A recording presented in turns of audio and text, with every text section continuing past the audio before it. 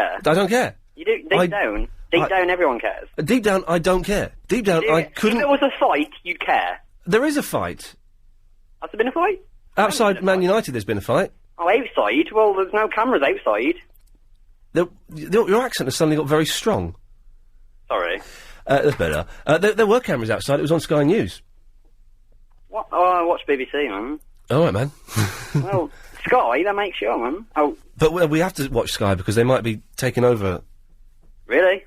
11:52. Anyway, I don't know if I'm supposed to talk about that. I don't care.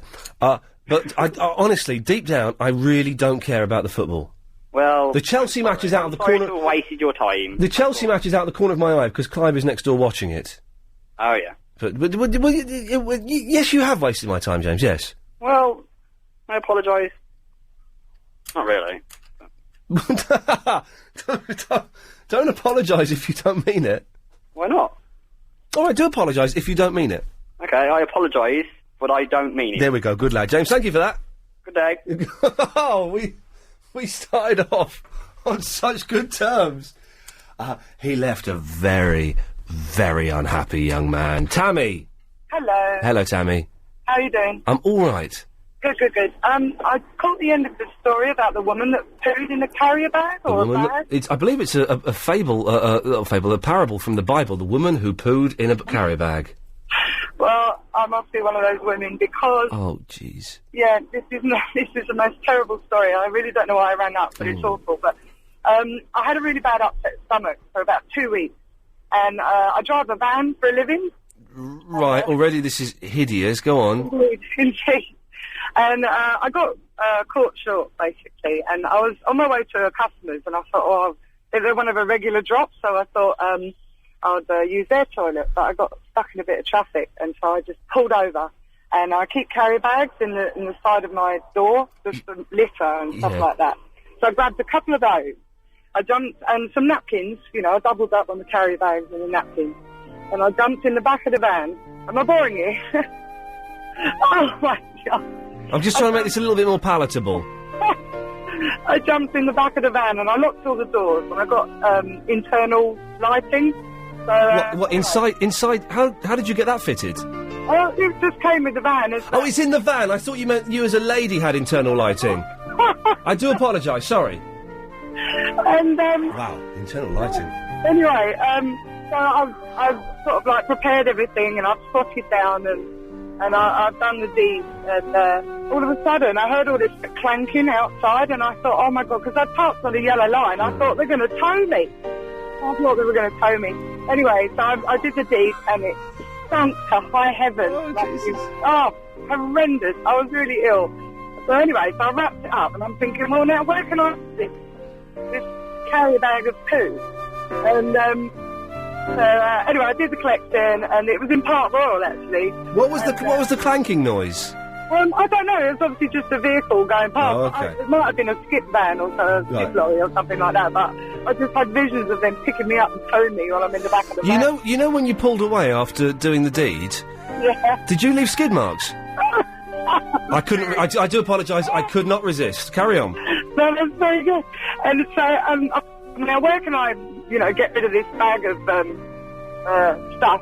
Yes. And I was in Park Royal, and there's an Esso garage in Park Royal, and I just pulled up there with a diesel pump and threw it in the dustbin there, and I was just mortified because they've got cameras, and I think I saw you on Crime Watch. No, I don't, because I was trying to hide behind my passenger door while I put it in the bin in case I got found. But the thing is, I was quite mortified by all this, and I've spoken to a lot of my friends who are male lorry drivers. Yes. And they are actually just blasé about it. They're just, we do it all the time. But I was absolutely mortified that I had to do it. I don't know, maybe it's a female thing, I don't know, but absolutely mortified I was. Oh, God, you dirty, dirty woman. Yes, well, that's how I've been told. Thank you for that, Tammy. That's my pleasure. Oh, I bet it was.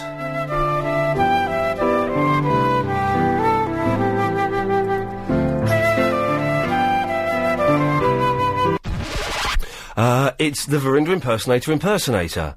How's it going? He's good, and your voice is just getting better and better every day, man. You got to stop saying that. I'll stop saying it then. Okay, did you go to college? What, not today, I didn't know. Yeah, but, in your earlier life. Yes, I went to college in my earlier life, yes. What did you study? Well, I went to sixth form college to do some A-levels, because I muffed up the first ones. Yeah. And then I went to university, and I did performing arts. Performing arts? Performing arts. I did a bit of dance, bit of singing. And now you're a comedian? And now I'm a comedian, that's... Did you want to become a comedian? The plan was to become an actor, but there was a module there to have a go at stand-up comedy, and then when I came out of college, I couldn't get any acting work, but yet anyone can get a gig as a stand-up comedian. You just phone up loads of places and say, can I come and do 5 minutes? So I started doing that, and that kind of carried on and took off more than the acting did. Because you're quite successful. Because what? You're quite successful. Well, I guess you could say that, yes. Well, you're more successful than me. Yes, that's definitely true. Because I don't have that many friends on MySpace. Okay, how many... this isn't a plug for my...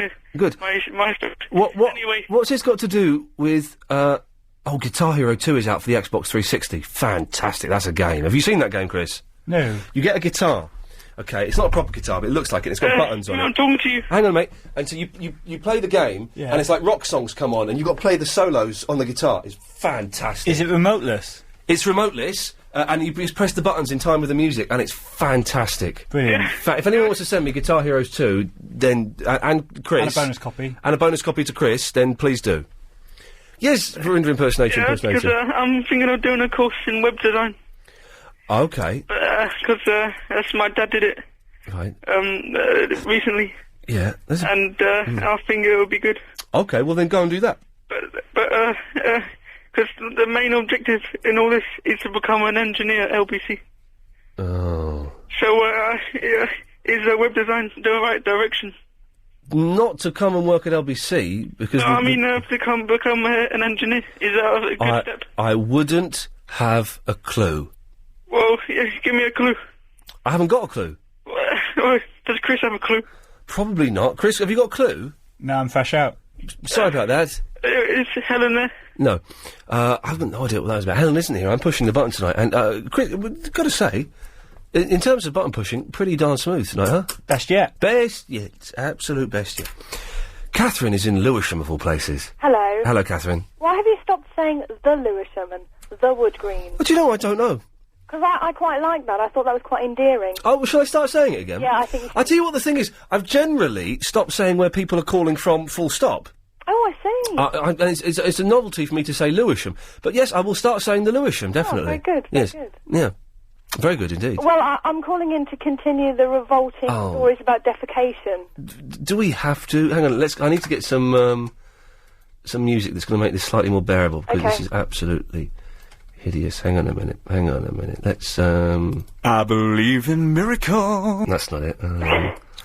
Well, yes. Hang on a minute. Inappropriate. No.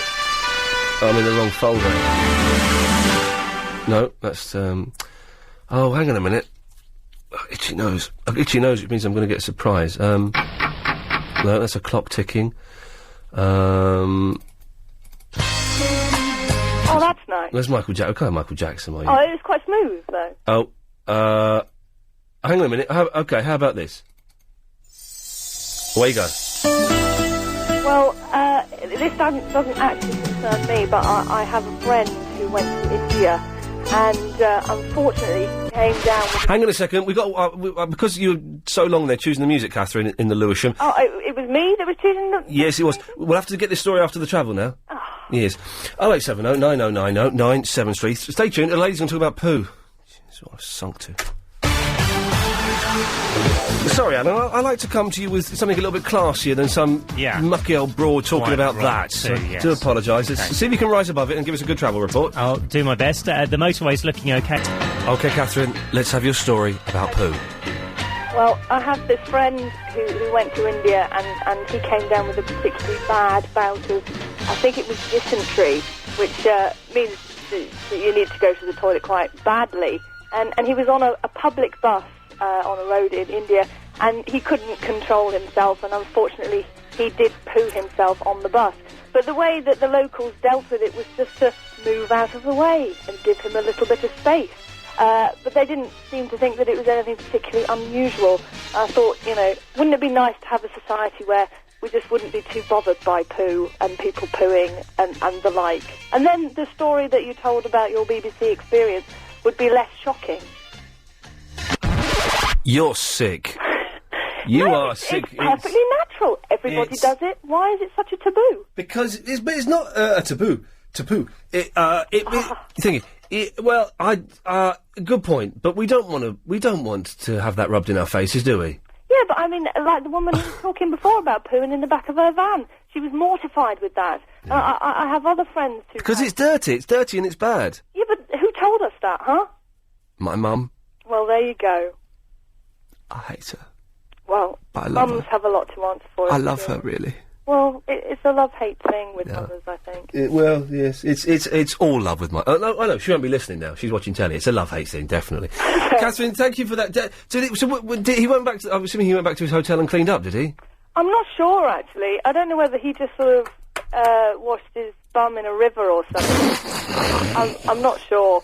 He didn't elaborate. It was just the whole fact that, people tend to just sort of poo next to the street in India and the like. And another of my friends was on a train once in India, and a little girl had just pooed in the middle of the train, and his mum just picked it up with a bit of rag and lobbed it out the window. Yeah, those crazy Indians, you gotta love them. Indeed. Thank you, Catherine. My pleasure. There we go. Yeah, the thing is, I think she did get pleasure out of telling that story. That's the disturbing thing. Well, you've just tuned in, and you're thinking, it's that Iain Lee's still got a job here. And he's talking about poo. It's been a messy night. Let's have a little recap of where we've been so far. Football's on, so not many phone calls. There's two matches on, Chris. There's Chelsea and there's Manchester United, both playing Europe. Don't care. Nor do I. Oh, is that someone phoning in to swear? Should we find out? Yes, line 5, you're on the wireless. All of which makes me anxious. Okay, good lad. Well, you can stay there. So, not many calls tonight, because, the football's on. What have we talked about? Well, we've had the complaint letter about Bill Buckley. Not saying he's rubbish, but saying he's not as good as Jesus, which is slightly unfair, I think. We have no way of knowing that at the moment. Is this that Muppet that... Oh, go away. Paul, who's calling in from Egham, go away. You're not getting on. Stop wasting your time. What else we talk about? Oh, a lot of stories about poo. You don't have to talk about poo. You can phone in and talk about something decent if you want. We've got... Actually, there's no more poo talk as well. What? Are you banning it? Yeah. I'm banning it. Good. Thank you. Because it's unpleasant. I'm making an executive decision. Okay, well, what do we talk about for the next hour and 10? That means hour and 10 minutes. I don't know, maybe James has got something. Okay, well, let's find out. James, what have you got? Good evening. Good evening. Oh, this is a great show, you know. I was just phoning about that woman who had a go at you last... she's from Windsor. Nikki from Windsor, who... one of her complaints was, I'm from Slough. I'm from Slough too. Yeah, she says, I'm from Windsor and you're from Slough. Why would I want to listen to someone from Slough who's stuck up silly sausage? Exactly. I know who it is. I reckon it's Terry Wogan's wife. Oh, it could be, couldn't it? After the Radio 2 job. It could be, yeah. It's a shame she didn't call in earlier, because I would have given that woman a whole hour of airtime. Oh, it was really funny. It really was funny. The thing is, the reason she called in, I know this, because with the way these kind of show works is I have a switchboard here with 10 lines on it, and if Chris takes a call, he doesn't always, he's kind of stopped doing it, but he has the ability to, next to your name and where you're from, just write like a little 4 or 5 word summary of what the call is about. He's not done it with you, he doesn't really do it anymore. But he's, last night he wrote next to this woman, she thinks you said, mentally, she thinks you called someone mentally retarded, which I know for a fact I didn't do. I wouldn't do that. Do that. That's, it's not nice, it's not funny, it's the kind of thing you do when you're 12. You don't do it when you're a 33-year-old, nearly 34-year-old presenter on a radio station that is bound by the regulations as laid down by Ofcom. You don't do that. You don't, no. So she, and she was one of those silly old cows, and I'll say that, that doesn't listen, and she thinks she's right, and she didn't hear what she thought she heard, but she wasn't prepared to let me actually defend myself. And if she wants to call in, Nikki in Windsor, I know you're listening because you love me, if 0870 9090 973, let's have it out mano a mano, shall we? Definitely. Yeah. I met you once in Slough once, actually. What? Yeah, about 5 years ago. Why would I want to listen to you? You're from Slough, I live in North London now. Where and when? About 5 years ago, and I got your autograph. Really? Whereabouts in Slough? By Marks and Spencer's. I was with my mum, was I? No, he's on your own. Oh, was I? Outside Marks and Spencer's 5 years ago? Yeah. Yeah, I still got your autograph. Well, I'd sell that on eBay, because that's worth at least 30, maybe even 40 pence now. So you could come away a wealthy man. James, I'll be honest, I don't remember, but don't be offended by that. Oh, no. Yeah, I haven't been to Slough High Street for, a while. Okay, anyway, keep up the good work. Bless you, James, thank you. Yeah, bye, mate. Cheers, mate, Bye. take care. What a nice fellow. Slough was where I was born and where I was raised, and, God damn it, it's got, its downsides, it's a dump, but it's also got its plus sides, and it's people like James are its plus sides, because they are nice people. Marilyn is a lady, she's in the Barnet. Hello. Hello, Marilyn. Hi. I want to know if somebody may be able to help me. I can. I hope so. I've been podcasting this year. Yes. And doing very well. Superb. And then I went to America to my son. And so while we were in America, we were podcasting from his laptop. Yes. And then I came back today from the States. Right. And I've gone to podcast Yeah. and everything's okay. I've refreshed on the laptop. Right. And it's all okay there. But it's not going through to my iPod. And I wondered if anybody could help me as to what am I doing wrong, that everything's okay on screen, but it's not going through to the iPod. So it's downloading. Is this from iTunes? Yes. Okay, so it's downloading onto the laptop. Yes. And then it's not going onto the iPod. That's right. Well, you probably changed your settings, I would imagine. Do you need to manually drag it over from iTunes into your iPod? Oh, do you think so? I would think so. It sounds like you may have changed your settings, because my iPod, you can have it one of two ways. One way where you plug it in and everything new on iTunes automatically goes to the iPod, or the way I kind of prefer it is you plug it in and then you just select the stuff you want from iTunes and drag it to your iPod.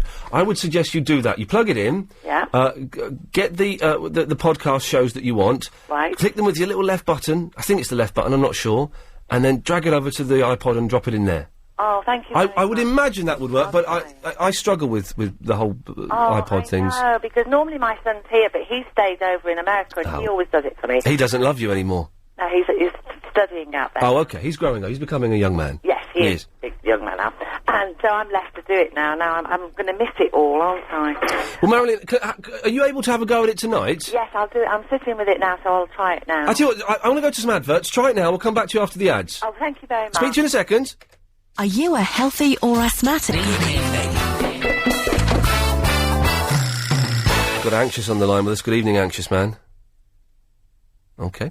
Marilyn, how's it going? Yeah, no, it didn't work, but in the meantime, a friend of mine heard me, and she's called me on my mobile and said she'll come round and help me.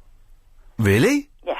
But hang on, but what I said didn't work. No, I didn't know what to do. Oh, so, well, hang on a minute. So it's not that what I said didn't work, it's that you... I didn't understand. You were too stupid to do it. Yeah. Marilyn, bless you. Thank you very much. Lots of luck.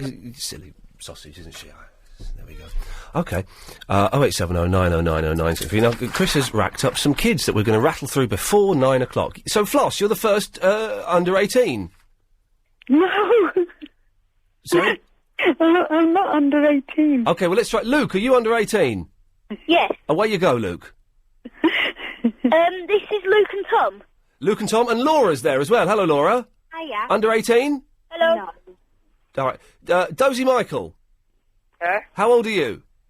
16. It's Kids Corner. OK, kids, away you go. We just came from Iceland and we just want to say hi to everyone in Iceland, basically. So hi. I want to talk about what's the most embarrassing thing someone's ever done. Like, everyone's actually laughed at. I'm joking. Hello? What? Hello? What? Hello. Hello? What? Me and Tom? Yeah. Here. Hello? So yeah, what's the most embarrassing thing you've ever done? Oh, right. Oh, Tom said he's flushed his head down the loo. Joking. No, not really. And what's the most embarrassing thing you've ever done? Yeah, go on, Luke. I don't know. And Ian? Ian? Is Ian there? He is, he's just listening and he's just got to listen to us. Ian, can I get my name changed, please? Huh? Ian. Hello? Ian, are you there? Hello? Ian calling. Ian there? Maybe that's by Ian. All she wanted with you is you can get anything. She will say grub you after 3. I know we've come a long way. Changing day to day. But tell me, where do the children play? Come on! Oh. Hello? Ian? Hello? Ian there? On FM, on DAB, and online. This is... I don't know. I'm not going to give the number out, actually, because Chris is downstairs making... Chris is back. I'll give the number out. Excellent. 0870, well done. 9090973. Really,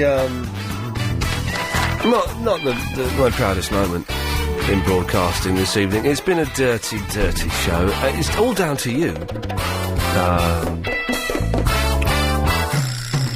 All down to you, I'm afraid. So, it's the last hour of the show, though. Clive's on at 10. He's doing his usual prep there of watching Chelsea play football. It's been quiet on the phones, and that's why we've let so many mucky people come through, because there are 2 football matches going on, 2 English teams versus Europe's, so it's, it's always a little bit quiet, but then, I don't know. 0870 9090973 is the phone number. Let's go to Betty in Dartford. Hello, Betty. Oh, hello, Ian. Hello, love, you're right. Nice Easter. It was very nice. I did very little. I was working Friday, Sunday and Monday. Oh, that's right. But it was nice. It was nice. Did you have a good one? Yes, I saw my son and 3 grandchildren on Easter Sunday. Fantastic. That's all. Yeah, well, that's nice, isn't it? I'm seeing my little nephew on Sunday. Oh, did you? I'm going to see him this coming Sunday. Oh, there is a chance, he's a little bit ill at the moment, but if he's well enough, there is a chance that for the first time ever, I'm going to be left alone with him for a few hours while he's up and about, because I've babysat before, but it's just when he's gone to bed. Yeah. And then my sister and her husband go out. But if Dylan's well enough, they're going to go out for a few hours and leave me... How old is he now? He's just over... He's about 2 weeks over 2 years old. Oh, Oh. So it'll be the first time I get to hang out with him and play with him and change nappies and play with him a bit more and read to him. Oh, lovely. It'll be fantastic, Betty. I can't wait. Can't wait. Like you, I don't like football. No, rubbish. Absolute rubbish. Also, like you, I don't like all that messy talk tonight about poos. It's horrible. Oh, it's disgusting, isn't it? It was awful. And do you know who I blame, Betty? Chris. Oh, putting them through. I blame Chris for putting them through. What? Yes, I blame you, Chris, for putting them through. You had, as the producer, had the ability to deny them access to the airwaves. I made a decision to stop talking about poo. Well, you put Betty through and she's talking about poo. Betty? Yeah. Don't talk about poo. I said I don't like it. I didn't like it. You've brought it up. You've brought poo up. No, I told him that I was going to speak to you and say, like you, I didn't like it. I was hoping... I thought you were going to say it, but without saying the word poo.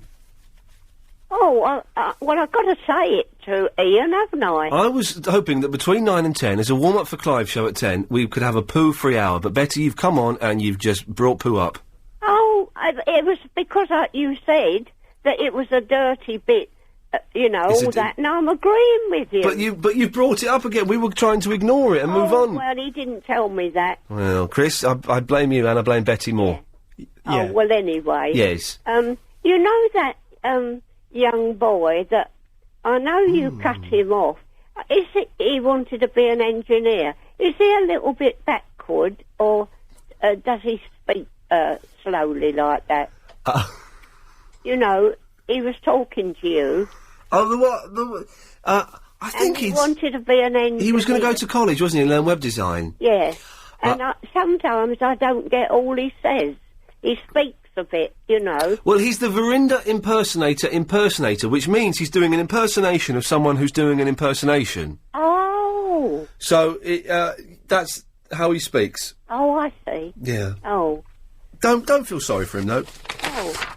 You can't feel sorry for them. Betty, do you ever... I've had this feeling a lot recently, and I don't know, this is going to be hard to put into words. I've had this feeling I'm about to describe to you. I've had this a lot recently, and it's very hard to put into words, but... Do you ever, Betty, and I mean this genuinely... Yeah? You're doing something, like, it's happened to me when I've been driving along, and everything's fine, you're listening to the radio, and you're driving, it's a beautiful summer's day, and then suddenly, you feel really empty. Yeah. And you feel... Funny, as if you're going to faint. No, not faint, no. Just feel empty, you feel spiritually devoid of any meaning, and you feel like there's something missing in your life. Yeah. And you can't put your finger on it, No. but you know that there's a great gaping chasm in your soul, and it needs to be filled, but you don't know how to fill it. Do you ever get that? Yeah. Chris, do you ever get that? Yeah. I've had that a lot recently. And I don't know what it is, Betty, but there's something spiritually missing from my life, and I won't be happy, and I won't rest until I fill that hole. Me too. Well, good luck. I'm missing about 30 all right, Chris, I'm a bit finished now. I just wanted you to... get married. Sorry, what? Perhaps if you get married, you've got a girlfriend. I don't want to get married, mate. Don't you want to get married? Chris, would getting married solve your problems? Probably. Do you want to get married? Yeah. What are you doing next week? You're taking me up the aisle. But we did that last week. Oh, yeah. It was a bit below the belt, wasn't it, anxious? Yeah. I don't think marriage is the answer. There's something... There's something, isn't there? There's something missing, and I don't know what... Is that you dialing, Betty? No. Okay. I don't know what it is. No. Until I find that, I'm not going to be able to rest. Seriously, I was in the car, and I got all teary in the car, because there was this great emptiness in me. Weird, isn't it? Yes, it is. Yeah. Well, anything else, Betty? No, well, you've lost your cough. You don't. You sound better. I'm much better. I'm still blowing my nose a little bit, but that's just to get all the... Well, let's not start talking about snot, because we're yeah. Betty, listen, thank you for that. Car going all right? The car is going like an absolute dream. Oh, good. I've not spoken to Mum for a few days, but I will give Mum a call tomorrow just to make sure she's all right. Yeah, and give her my love. I will do, of course. Yes. Cheers, Betty. Take care, love. Yeah, bye-bye. Bye-bye. If anyone knows what can fill that great spiritual void in my life, 0870 9090 973. Let's go to Christine. Hello, Christine. Oh, no, hang on. I want to speak to Christine first. Now you've muffed it up. Which one's Christine? Oh, Chris. There we go. Yeah, hello, Christine. Hello. Hello there. Earlier you were speaking about Guitar Hero. That's right, yes. You might want to get the record scratchy noise ready. Oh, hang on a second. Hang on. Do you want some music to play? Okay. Or do you just... Yeah, as long as it's not going to take too long. What do you mean it's not going to take too long? Well... Are you in a rush? No. Right, so we want that queued up. Let's get some music. Hang on a minute. Let's have... OK, here we go. OK, so tell your story now. Okay. I got Guitar Hero the other day. Really good. It's awesome. But it's not wireless.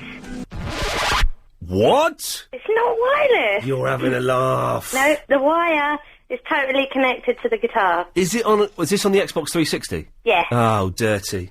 I know, 70 quid. 70 quid? Yeah. It's a good game, though, isn't it? Yeah, it's awesome. It's brilliant. And I've got to stop saying awesome. It's really annoying. Say ace. Ace. It's no, ace. That's really annoying as well. Say lush. I could say it's wicked. That's even worse. Oh, that's... You sound... You're in your 30s, aren't you? No, not quite. Well, shut up. You sound about 36. Hey! Hey. It is a good game. The first time I heard about it, I thought, that's rubbish. Then I went and played the first one on around my mates, and it's superb. But 70 quid's a lot of money. Yeah. Well, I know this is vulgar, and I don't like to do vulgar things on the radio, but if anyone wants to send me and Chris free ones, that would be... Christine, are you watching the football? No. I'm in the kitchen. I just thought I heard the football sneaking through. No, don't mind football. All right, we'll just... My boyfriend's watching Battlestar Galactica in the front room. Oh, now, someone's told me I should go out and buy the all 3 series of Battlestar Galactica on DVD. Is it good? Oh, you can only get 1 and 2 at the moment. All right. 3's on now. But yeah, three's about to finish soon, isn't it? My friend's just seen the last episode. Yes. Well, no, the last episode's... No, it's not. Well, it's on at the moment, so I don't think it's the last one. Oh, maybe you got a hooky version from America. Maybe. Oh. Is it good, though? Because I'm tempted to get the first couple of series. It's good. It's nothing to do with the old one. No, it's all a bit... Christine? Are you sure you're not watching the football? No! I just thought I could hear it. I could hear it. But it was coming from your end. It wasn't coming from my end. Football's not coming out of my end. Is it Clive? Well, no, Clive's in a soundproof room watching Chelsea play soccer against another football team. Chris, it's not you, is it, listens to football? No, I'm eating crisps. OK, good lad. Maybe it's the crisp. Yes, maybe it's it did sound a bit like football there. It did sound like a big crowd. Well, Christine, listen, thank you for that. Thanks for grassing up Guitar Heroes. Well, oh, no, it's really good. All right, lovely. OK, who did you want? You wanted Declan next. Declan. Hello, Ian. Hello, Declan. You said that you feel empty at times, that there's sort of a... I'm being serious about this. that you can't fill. The last couple of weeks, I've had this feeling at 3 times, like 3 really big, powerful times. I think you need fried chicken. It's proven that... What? I mean, I've been driving along at times. I live in East London, which is... All right, it's a bit dreadful in East London, but there is an abundance of fried chicken. Dixie fried, Mississippi fried, Southern fried, Texan fried. Perfect fried, yeah. Halal fried. It's great. Yeah. And I think that's just what you need. It'll fill a hole, and spiritually it'll nourish you. Mentally it will... Fried chicken, you probably say? kill quite a few brain cells, but that's the stuff that Declan, do you know what? I'm going to try it out. Okay. Thanks very much for that. 0870 9090 973. I've got a spiritual void. How the hell do I fill it? Any suggestions on what I can use to fill my voids, Alan? Fill your voids? Football? Just do the travel, mate. OK, severe delays then now on... Stuart's in Weybridge. Hello, Stuart. Hi, Iain. First of all, can I start by saying what a crap show it's been tonight? No pun intended. What? Well, it's just been rubbish, isn't it? Well, it's not been that bad. Who?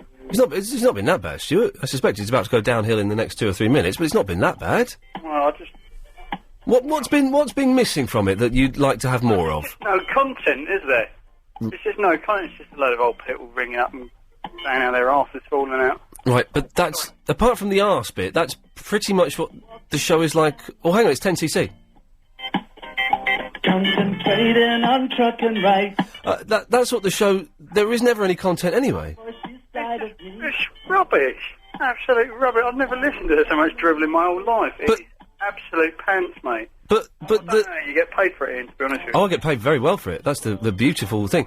But the thing is, Stuart, it's like this every... Is this the first time you've listened? Well, I've listened once before in the background, but I've actually listened tonight. Right. I ain't interested in the footy. Right. And it's just absolute drivel, mate. Superb, isn't it? And that is the genius in it. I can't believe someone gets paid. Oh, hang on, 10cc. Oh, gee whiz. Yeah. But I do get paid for it, Stuart. I get paid... I know you probably get paid really well for it. I do get paid ridiculously well for doing this. And also, you know, it gets... It ain't fair, is it? No, it isn't fair. It isn't fair. You should have made the decision to be skint and unemployed for 5 years and sign on and borrow money from your mum to try and pursue your dream, and then you could have ended up being ridiculously well paid for not doing very much. That's the course I followed, and... Yeah, you done really well out of it, mate. I did. Yeah, I did. It's not for me. You know, stick with Nick Ferrari, that's what I say. But then, Stuart, why have you called in? Well, just to complain, really, and... Oh, okay. Out the gutter, really. Okay, so take us... Like those Christian people who claiming about you were Jesus. Hang on, 10cc. Oh. Oh, that's not 10cc. I don't know what that is. Good tune, though. Yeah, it's good, isn't it? So anyway, that was it, Ian.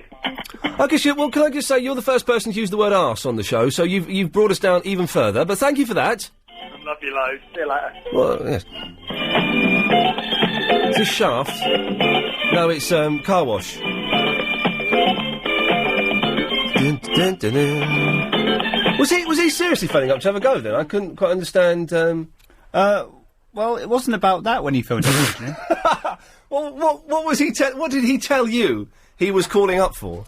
He told me that he thought you were a bit snobbish about Slough, like where you came from. That's where I grew up.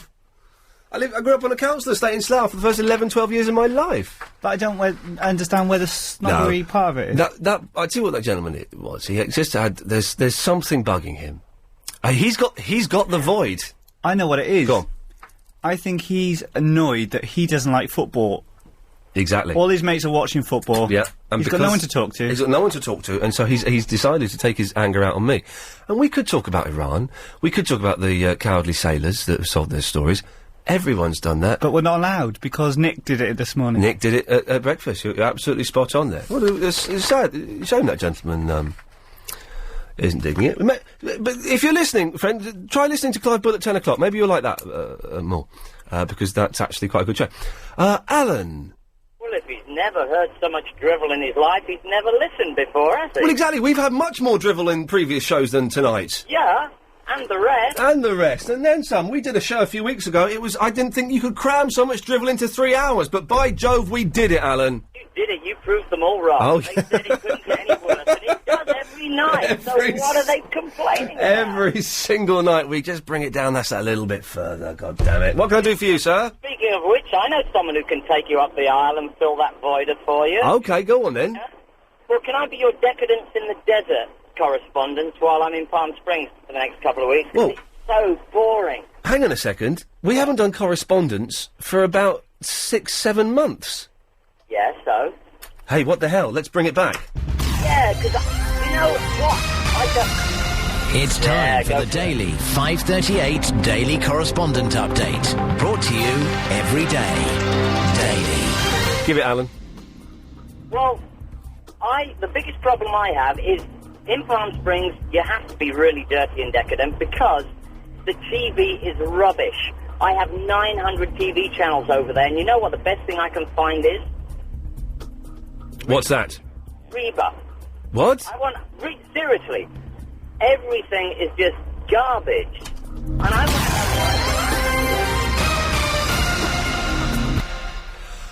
So, hang on, but you're not over there now?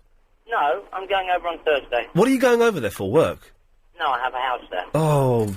Why didn't you let me know you were going to be in LA? You could have popped over to Palm Springs. Is that near, are they near each other?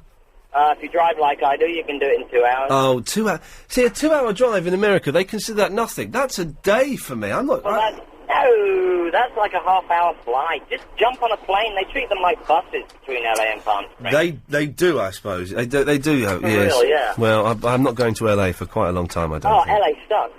Fly straight into Palm He said sucks. He said sucks. Yeah, no, seriously. No, LA is hideous. Vile. Yeah.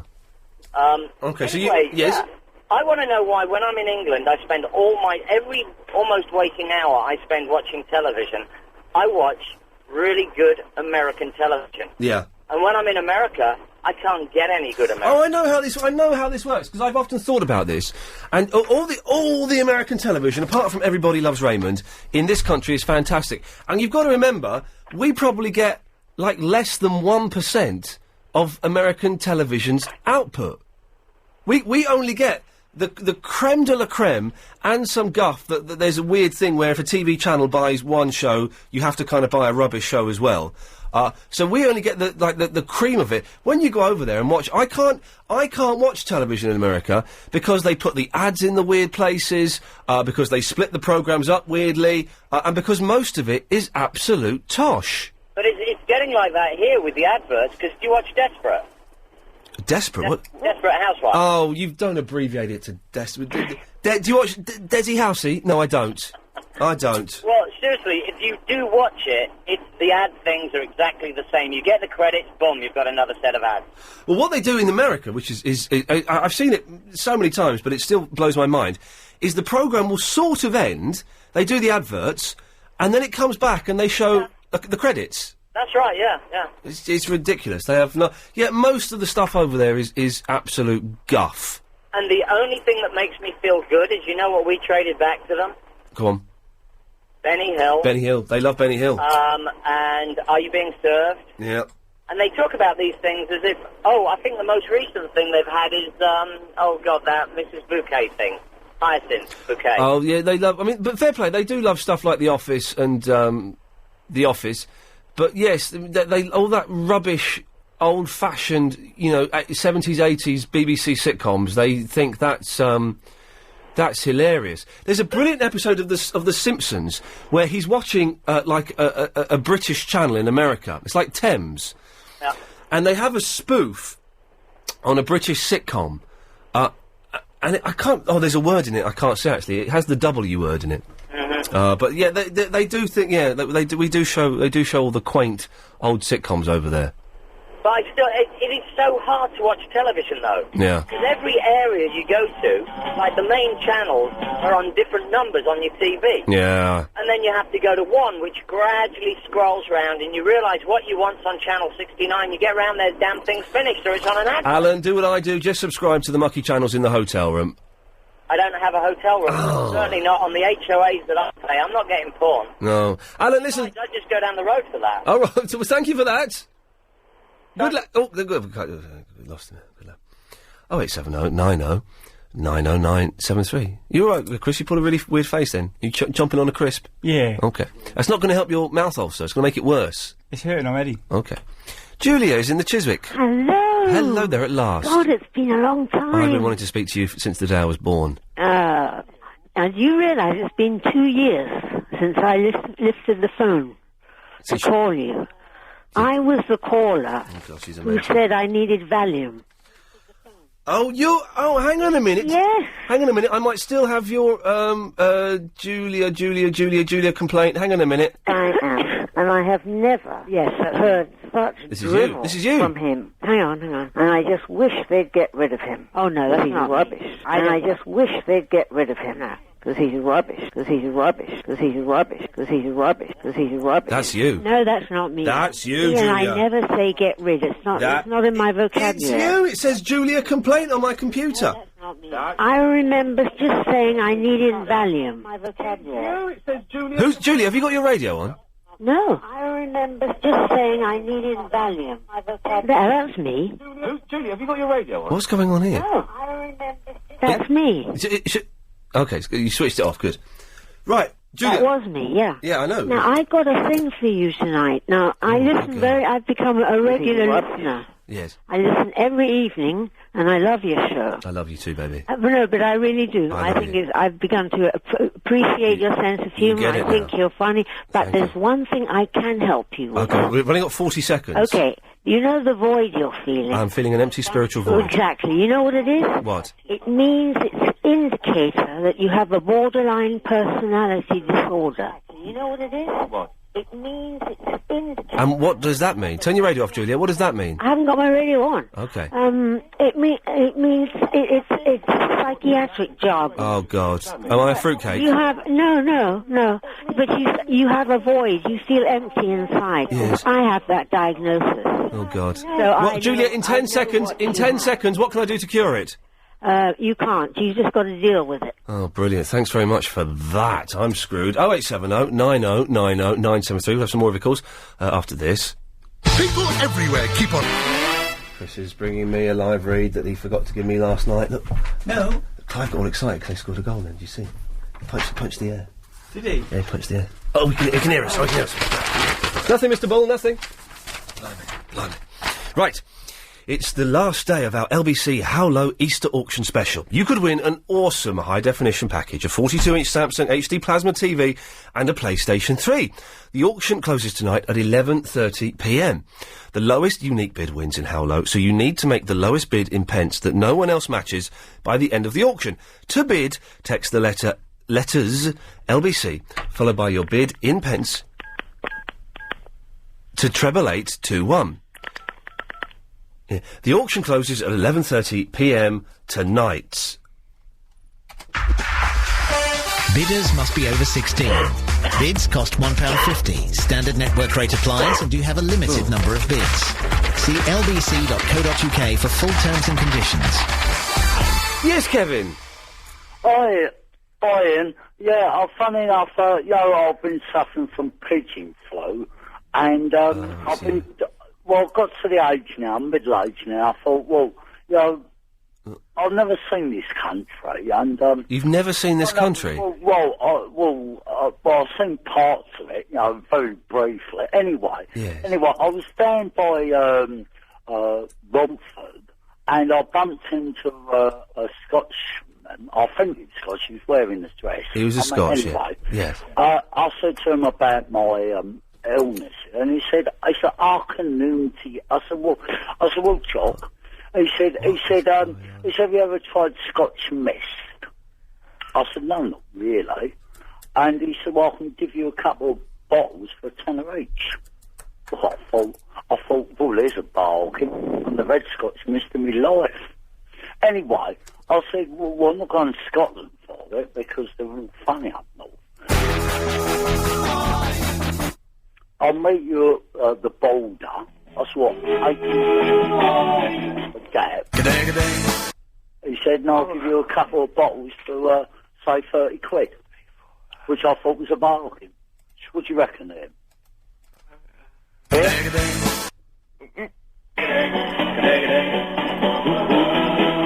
First there is a mountain, then there is no mountain, then there is...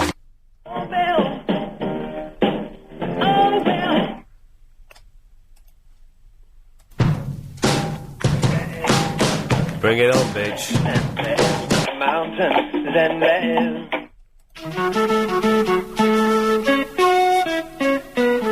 Then there is... Tamata wakatangi hangi kuwe uo tamataya tuli puka kapiki monga hora nuku poka wena wakatana tahu mataku waitanga nuru kawa mikitora.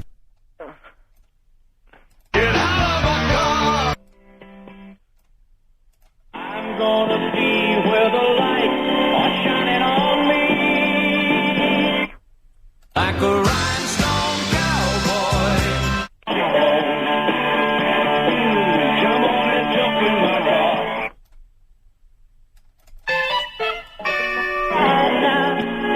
Before I fall any deeper.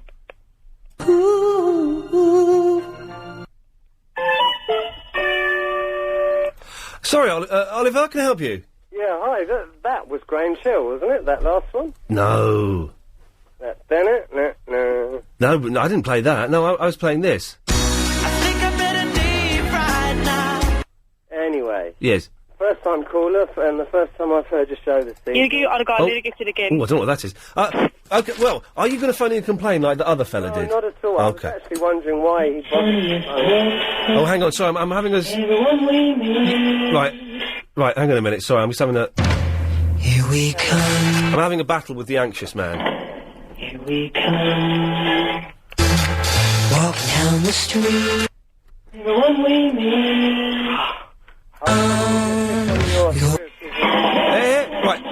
Right, sorry, Evan, we're not being fair. I'm having a battle with anxious man who's on the other line, and he plays clips, and I try and play clips, and we try and clip each other. Then I should wait, maybe. No, I'm gonna direct my attention to you. As you're a first-time listener and a first-time caller, and I feel it's unfair to exclude you. So, yes, sir, what can I do for you? Well, I'm experiencing the same thing at the moment, being my wife and my 2.5-year-old son being away for the first time in my experience. How long are they away for? They're only away until next Monday. I'm picking them up from the airport. That must be weird, though. It's a very weird experience being on your own all of a sudden. Yeah. It's like living without a mobile phone and keys. Yeah. I mean, that's a funny comparison, but... No, I know what you mean. Huge void. Yeah. And just a tip for you, this weekend, get out there in the sandpit with your nephew, was it? You mentioned... My little nephew, Dylan, I'm seeing him on Sunday. Yeah? Yep. Get out there and enjoy every minute of it, because there's nothing more rewarding spiritually and in every way than playing with a child of that age and getting the feedback and the energy. They're good fun, aren't they? Little 2-year-olds are the best fun. Fantastic age. I mean, they do say the terrible twos, but you've got so much to learn from them, and you can give them so much. You should really enjoy every minute of it. And hopefully, good weather, get out there and enjoy it. Do you know what? You're absolutely spot on, and that's what I haven't said. Well, saying that I saw him 2 or 3 weeks ago, but I can't get enough of hanging out with him. It's just the coolest thing. You're hanging out with a 2-year-old. Yeah. He gives you high fives when you ask for high fives, and he has a ridiculous game where he takes one of his toys that he pulls along. He gives one to you, and you have to follow him around for an hour. They've got such a sense of humour, and you can get so much back from them that it's just you should obviously have children yourself. I'm not sure if you do. I don't. And maybe one day, if it's the way things work out. Oliver, listen. Oliver, listen. Thank you very much for that. And thanks for listening and giving us a call. I appreciate that a lot. Cheers, mate. Bye bye. What a nice fellow. You see, we're getting some nice people calling in, which is unusual. I think Chelsea won their football match because Clive got very, very excited at the end. So that's good. By the way, this is for you, Anxious. 1, 2, 3, 4,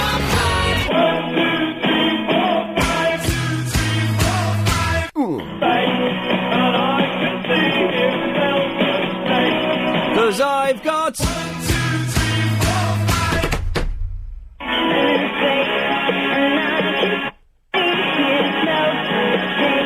'Cause she's got... 1, 2, 3, 4, 5. He's good.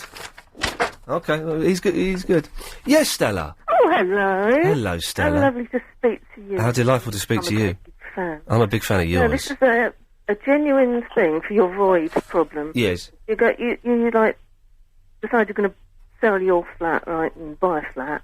But you've got to choose a flat that's a bit nanky or a bit something a bit iffy wrong with it. Right. And then the procedure drags on over 8 months or so, and then sooner or later, because somebody's going to get the wobblies, and it's all going to fall through, and you get this lovely sense of relief and fulfilment. So hang on, I have to put an offer in for a manky flat and then hope that it falls through, and then I feel happy. But it does the job. It really gets. Or you could go to Marks and Spencer's, get big bags of figs, and it keeps you really preoccupied, and you don't have any time for any sort of void thing. But you know, I know you're not going to talk about bottom problem thing. No, not anymore. But you know what? I had this boyfriend, and it all went wrong because he just went to say the one anecdote about his bottom thing. He was a cab driver, and one of his mates did bottom things in a waste paper bin in the cab office. And as soon as he said that, I dumped him. Dumped him being the operative word. Yeah. Yes. Well, thank you for that, Stella. All right. Bye. All right. Oh, God Almighty. So the way to get rid of this void is to put an offer in on a manky flat and hope it falls through, or buy figs. 1, 2, 1, 2, 3, baby, yeah, yeah, yeah. Yeah, yeah, yeah. Yes, Floss. Hello. I just want to say hello. I'm a first-time caller. Hey, nice one. Yeah, that's all I wanted to say. Hello to you. Okay, well, you're in Slough, are you? Yes. Whereabouts in Slough are you? In Slough itself. Whereabouts in Slough? Chalvey, Langley? No. About am I? Near Farnham Road. Do you know the Iceland on the Farnham Road? Yes. That was where I had my first ever job there when I was 15. Oh. And it used to be B-Jams. Yes. Yeah, and I worked there when it was B-Jams, and then it became Iceland, and I was there. Oh. You see? Yeah. It all links up, you see? Yeah. That's all I called about, and I really do love Slough. Slough's got its plus points and it's got its minus points, like everywhere has. Yeah. I personally couldn't get out of there quick enough, but I go back to Slough every other week to visit my mum, and I take her shopping in Slough, and the people in Slough, apart from when I was 15, they used to kick me in. The people of Slough now are very nice to me. Yeah. Slough is a nice place. Well, it has its... There's that big mound outside the Monton Sports Centre where they used to bury Vikings. Yeah, they still got that. It's still there. They're not allowed to move it. No, they can't move it because I think it's haunted or something. Well, no, I don't think it's... I think it probably is. There's a big mound outside the sports centre where they used to bury Vikings, okay? And they can't move it. They can't dig it up. I don't think it's because it's haunted. I think it's because it's, like, listed or something. No, they tried to move it when they built the stadium. And what happened? But every time they try to build it, something happens, so I think it's haunted. Well, hang on. What, you're saying there's a curse on the hill just outside the Monton Sports Centre? I think there is. What bad things happened? I don't know. I think they tried to move it, but they can't. Blimey, O'Reilly. Well, that's terrifying. I shall drive past that, and certainly not drive too near to it. all of which makes me anxious. Well, thank you for that, Floss. Okay, thank you. Take care. Bye-bye. There we go. We're getting nice people calling. Danny. Yeah, Ian. Yes. Now, look now, I've got a problem with you, big man. Go on, what is it? all of which makes me anxious. Yes, because I'll tell you what, yeah, I haven't been listening, because I used to podcast your show all the time. What, since you moved to this evening slot, where's all the funny fellas, man? It's getting a bit dry up there. Hang on, well, we've been talking about people pooing in bins today. Say what? Yeah, we've been talking about people pooing in bins. That's not bad, is it? Hey, each to their own, man. Look, what's happening in your show, man? It ain't the same, man. Well, yeah, I know. It's on a different time slot. We've hold people back, man. Where's Barry from Watford and all them lot? Well, Barry calls in. Barry was on today. Because I have to check out your website to check out what he says, man. Well, he was on today. Yeah, I've only just got in, though. Well, that's not... Hey, listen, man, it's a different show. Different people call in. A lot of the old regulars don't call in. A lot of new people call in. It is what it is. You know, we're working with what we're given here. No, you're safe, dude. You know, it will work out, but it's just losing that little bit of the edge that you have. It's really different now. Oh, well, I'm getting old as well. Well, there it is. Hey, I'm 45. I was 45 on Friday. I'm 34 in 2 months. Now let me think that bottle you. Well, if you don't sort out your show, you might not make it. Okay. All right? Are you threatening me? I feel threatened. Okay, yeah, there we go. Well done. Danny, listen, can you stay there for a minute? All right, mate. Good lad. Travel news now, here's Alan Joyce. Well, just getting details in of a problem on the... Friday and Sunday you've just taken off? Yeah. You're allowed to have them off? Yeah, I've just had a confirmation on the email. Is that alright? Yeah, well, I suppose so, yeah. You can have last Friday and last Sunday off. Danny, you can fill my void, can you? Yeah, I'm still here, bruv. Hey, look, I'm sorry about the homies that messed about with me on the A40.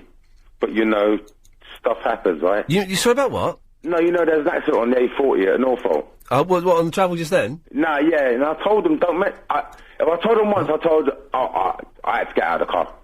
Okay. Yeah, sorry. So, I'm sorry about, my apologies to London, anyone who drives on the A40. Apology is accepted on London's behalf from me. Thank you, man. Good lad. Now, look, what are we going to do about your show? Because you are the best man, so what, you're getting a bit weak these days. Okay, well, what do you think we can do, Danny, to beef me up? Well, I just want some of the homies coming in and you deal with them so cruelly. It's like nothing to you. Well, I'm still cruel to people. Well, I'm not cruel to people, but I'm still... No, I said cool, not cruel. Oh, cool? Yeah, you're cool, man. You just take it on board. It's like, yeah, whatever. Yeah. Where's all these fellas, man? I'm missing all these homies phoning in, and it was so live. It seems a bit weak just now, and I really mean that. Okay, but I'll ask you the question again, Danny. What can I do to improve it? Get the old fellas and get it live again. It seems a little bit dry just now. Okay. But okay, I'm going to ask you again, though. Yeah. How do I do that? Get the homies back in and keep it live and natural. Get the home. Hang on, let me write this down. Hang on a second. Okay. Get. Do you want me to send you a CV, bro? Get the homies. Yeah. Back in. Yeah. Let them get live again, and you treat them accordingly. 3.5 hours, 3 till 6:30. Let them.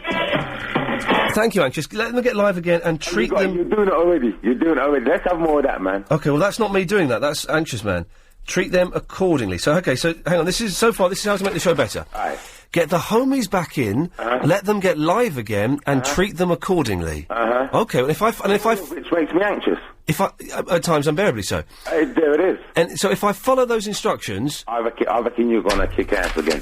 Well, can I just say, Danny, make sure you're listening tomorrow, mate. I'm not gonna do it in the last 10 minutes of tonight's show because I don't want to waste it. Aye. But you listen tomorrow. I'm gonna have this on a bit of paper in front of me. Ian back in. Ian and friends. Ian and friends back on. I'm gonna have it stuck in front of me in a bit of paper.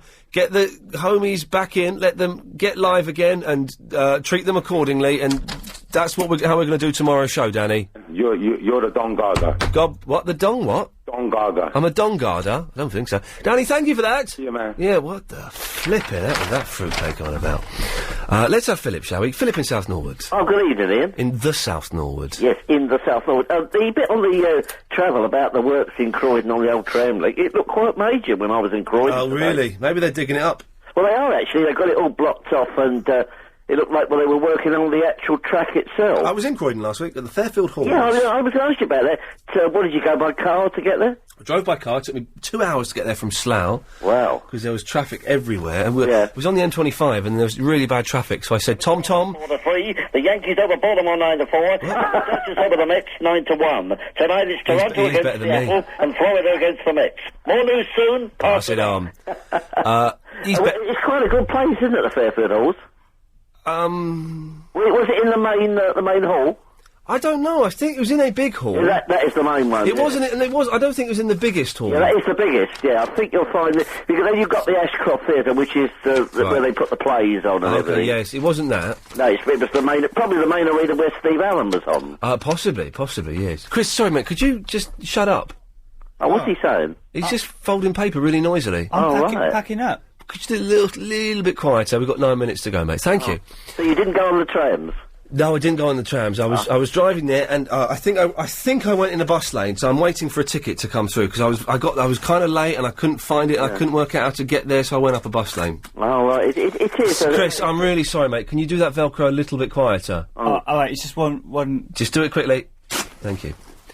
The reason I rang here, yes, there's a story in tonight's Standard about a... Will you shut up? Why? Just shut up. I'm turning your microphone off. Good. Sorry, Philip. I'm sorry, mate. No, there's a story in tonight's Standard here about a guy who invented something and he's just passed away. Urban golf. Oh, no, I looked at the picture and I couldn't be bothered to read it. It's quite... I've seen it. They've shown bits of it on television in the past. Yes. And it looks quite good. You know, I wouldn't mind having a go. So you play golf in the street? Yes. Oh. And what they do, it says that they play 18 greens in litter streets... And the holes are open mains water valves marked with flags. Right. And so, you know, you could have it... Have you ever played golf here? Once when I was about 16, sort of not properly. Yeah. Well, you don't mean a crazy golf type of thing? No, I went round a golf course, like the rubbish golf course in Slough with some friends. I ended up in Casualty when I went. I went for a game over Mitcham Common. Yes. And when I was on my way home, I took my clubs down by the bus stop to get on the bus. Yeah. And somebody smashed the glass, and so I ended up with a jagged piece of glass in my hand. But so I gave it up after that. I thought it was a bit too dangerous. Yes, I think that's a good thing is to stop that. Fiver on the wireless. Oh dear, who's that? It's Anxious Man is on the other line. Oh, right, because I was the guy you were talking about earlier on. You told me that you'd read the Quran. Oh, was it you? Because I said that I'd found the Book of Mormon in a hotel. That was it. Well, Philip, I lied to you. No, did you? I lied on the Holy Quran. Oh, dear. Never mind. They'll get over it. Oh, that is, well, actually, that was the reason I rang. I just wondered if you'd been golfing or, if you... Well, Philip, you've got your answers. Yes. Cheers, mate. Thank you for that. Okay. Bye-bye. Jay. Hello, Jay. Hello. Hello, Jay. Hi, mate. Yeah, you've got a void in your life. I've got an empty spiritual void and I don't know what's wrong. I'm 34. Yeah. And I can relate to what that woman said about, he's just like a psycho. What did she say it was? I don't know. I thought you could relate to it. Well, I can't remember what she said. Well, what do you relate to? And it was probably what she said. No, it's like not like a split personality sort of thing. Oh, like it's a disorder, yeah. It's like a depression. Hey, listen, man, I get depression. You know, I've done all the. No, but I mean, you did. There's. Well, I found that I took up music. Ladies, all the ladies, louder now, help me out, come on. Anxious Man, we're talking about depression here. Sex, all right. Yeah, Anxious Man, calm down. We're having to talk about depression here. Sorry, Jay, it's Anxious Man. That's all right. I took up a musical instrument about 15 years ago. Yeah. And I found it worked wonders. Really did help a lot. Really? What instrument? The oboe? Guitar. The guitar, okay. Well, funny you say that, because I was trying to play the guitar the other day. I haven't played it for years. And I used to be all right, but I'm rubbish now. And I was thinking of maybe getting guitar lessons. But did you get to No. get to a stage where you was playing it and you just couldn't sort of Here. get any further with it? Yeah. Well, I could have done, but I didn't. You get good and you think you're really, really good, and then you meet someone that's played and had lessons, and you just think, And they blow I'm your gonna mind. hang this up and Yeah. burn it. Yeah. It was, yeah. Yeah, that happened to me. And I discovered girls and drink as well. Well, yeah, that don't help, does it? Jay, listen, I've got to go. Can I just ask you something? I tell you what, come, we'll do it. We'll do it after this.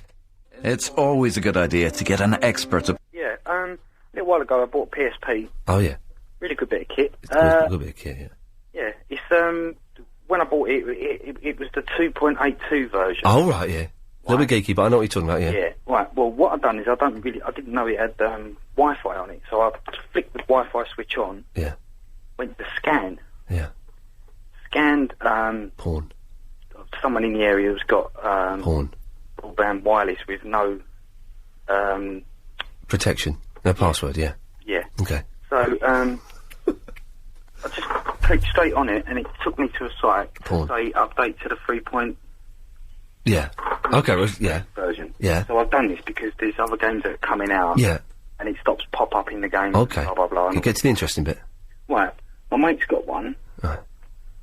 2.82 version. Yeah. Yes. He wants to know how to do it. Well, tell him. Well, I have, but this. He lives near someone that hasn't got the protection, and I can't do it. What? He won't let me do it. Well, Jay, what do you want me to do? Well, I've just thought you might know. But you've done it. I know, but I tried to do it on his the way I did it on mine, and it won't work. I'm asking you, is there another way to do it? Yeah, well, you can plug it into a PC with a lead. And then do what? Do whatever you did. I didn't use a PC. Well, oh, for God, Jay, I've got no idea. Jeez. That was the. I can't believe I kept him over the ads for that. Did you know that he was going to bore me with that? No wonder he's got a void. Oh, dearie me. Clive Ball's on at 10.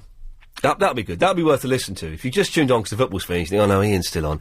Don't worry, Clive will be on at 10 and that will be good. I had a bit of it last night. I had a little bit of it last night, and then I turned the radio off, and I watched the thing about the Carpenters and it made me cry.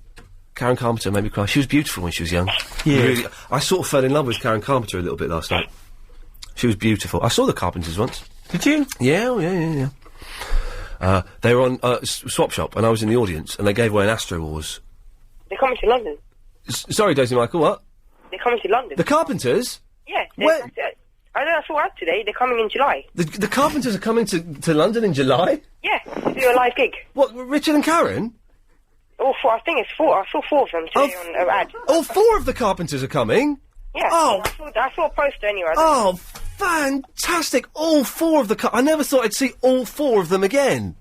Well, you can check on internet. Oh, superb. Chris, you want to come and see all 4 Carpenters with me? Yeah. Fantastic. Well, man, I'm going to bring Crazy Bob and Clive as well. I'm going to treat them to tickets to that. That's going to be great. Dozy Michael, you've got 10 seconds. What do you want? Okay, I'm going to play this for you. Thanks a lot for a good show, Ian. Good lad. Ian Lee is not the best. Lee is.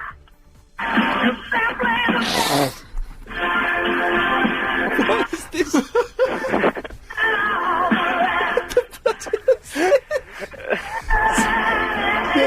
Thank you, Dozy Michael.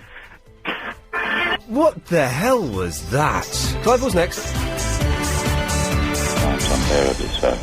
On FM